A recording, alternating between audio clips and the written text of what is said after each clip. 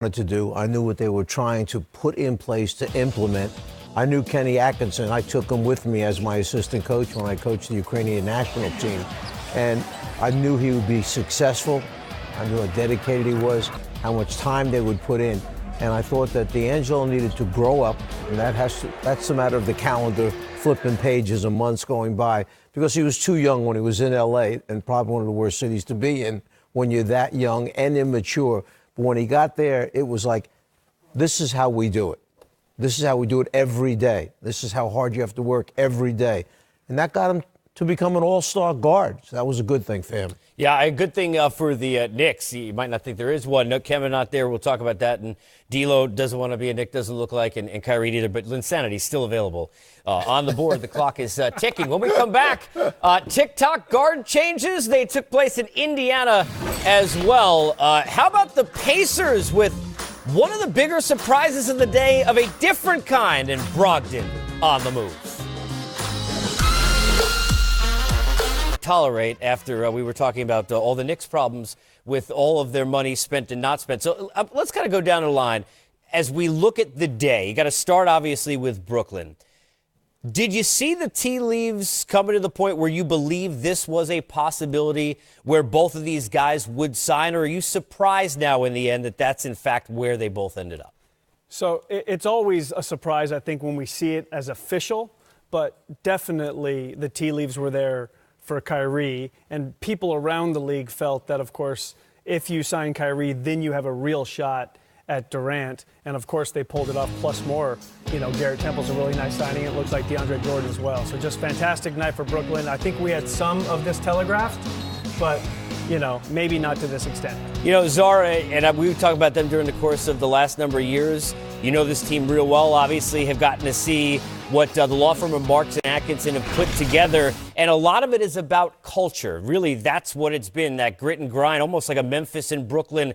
How does this fit, and how about now where this team kind of elevates itself, in your opinion, after these moves? Well, the first thing I'm feeling right now, I don't know about you, Sam, but there's an angry person up on this platform right here. One angry person about that the Knicks didn't. Whoa, boy, somebody angry that. Oh, this was no. Okay, you can show. I'm not zooming on that. I wrote this to him earlier before we even started. This is the pep talk that I gave Wes. Can we get this in the? Do we have this in the ice? So this is how I have the free agent fever. It says I hate you. This was during our production meeting in which he was discussing all his thoughts about what the Knicks didn't do today. I'm not angry. Hey, look. When you are used to being disappointed, you can't then be disappointed. So, you know, the Julius Randle thing is what it is. Mind you, it's like going to Mastro Steak, and they don't have the steak, but they brought a burger from Applebee's instead. And it's like, okay, I got to eat this. But, Czar. To answer the question. The Nets, with these moves, how does it progress, and how far immediately will it progress, knowing KD won't be on the floor next year? What is so great about it to me is having been there during the really tough times, after the Boston deal where they were hoping they were going to win a championship, where it wiped out first-round picks, seemed like forever, where there was no hope once that failed. There was nothing there. There wasn't a culture there. Anybody that said we had a culture, it's a lie, okay? There was nothing. When they brought Sean Marks in, that was the beginning of the development of all of this. And he had to make a lot of decisions. Knowing that they were going to have young players that they were going to try and grab here and there, they brought in a tremendous support cast in all the different areas that NBA teams are doing right now. And they said, we're going to stay the course. They hired an outstanding coaching staff. Kenny Atkinson was ready to get his chance, his opportunity. When he came in, he proved he could coach. The players respected him, and they weren't going to deviate. They developed the style immediately. This is how we're going to play. And hopefully, eventually, the word will get out that we're doing things the right way here.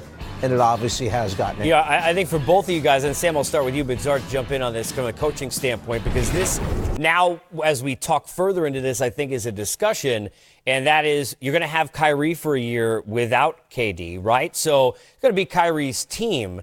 It's not a split. And last year, as great of a coach as Brad Stevens is, it didn't seem like necessarily there was that thing, maybe that trust between coach and star player you needed for it all to work. How much from day one does that relationship need to build? What are you trying to do, Sam, if you're Kenny Atkinson, to make sure that you get Kyrie where you need him to be from day one? To Czar's point about what the culture has been on the floor for. Well, you already got him. He agreed. Kyrie could have went anywhere. He agreed that he knows who the coach is. He knows who the general manager is. So as the coach and general manager, you can lose him. You can screw it up. But you already got him right now because he chose you.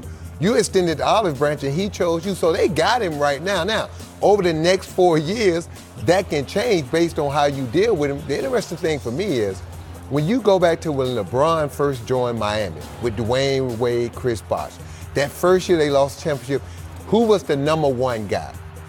I don't care how talented your team is. There's got to be a number one. So next year, it's going to be Kyrie Irving. But what happens, the dynamic's going to be when Kevin Durant comes back. Does Kyrie pass the torch and give it to KD? The KD is comfortable sitting back. Now, we already know that KD is cool sometimes in the right circumstances to be that he may be number one, but he may let that other guy believe that he's the number one guy. But the fact that KD and Kyrie have such a strong relationship that KD didn't even really sit down and give these other three teams a chance to bid for his services or pitch for his services, that tells you something about the relationship between he and Kyrie. And I think because of that relationship and that he jumped on board, those two guys basically committed together, I don't think you're going to have those problems because they already have some type of relationship, some type of chemistry. And between the two, they've already said, look, you're the number one guy or I'm the number one guy. That's already been worked out because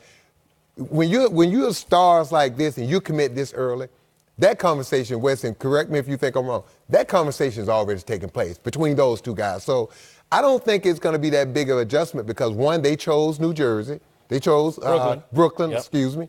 And the fact that those two guys kind of came as a package deal.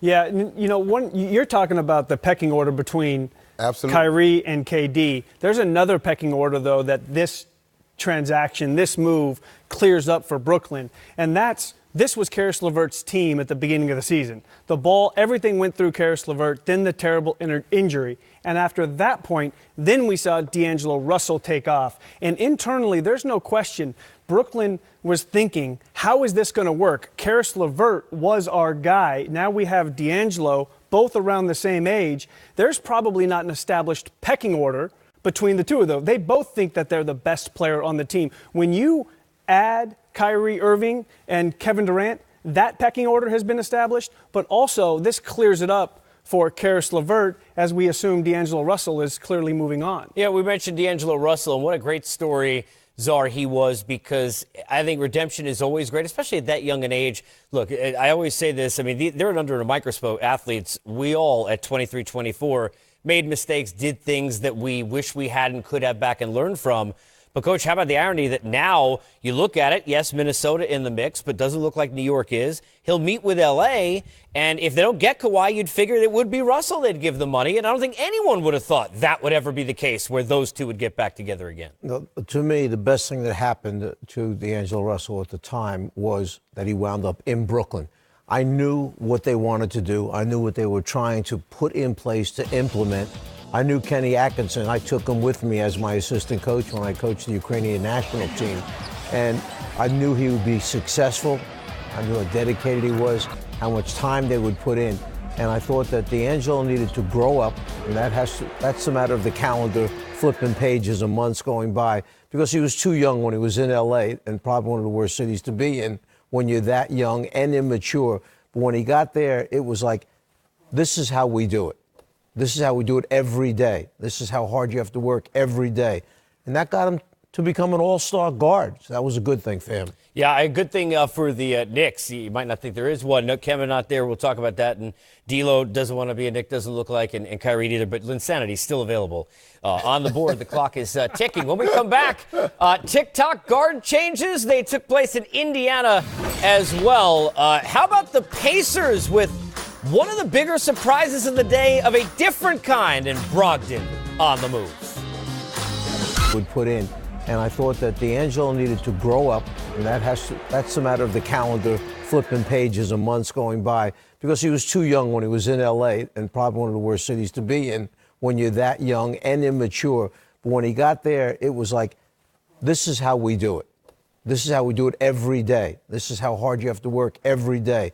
And that got him to become an all-star guard. So that was a good thing for him. Yeah, a good thing for the Knicks. You might not think there is one. No, Kevin not there. We'll talk about that. And D'Lo doesn't want to be a Knicks.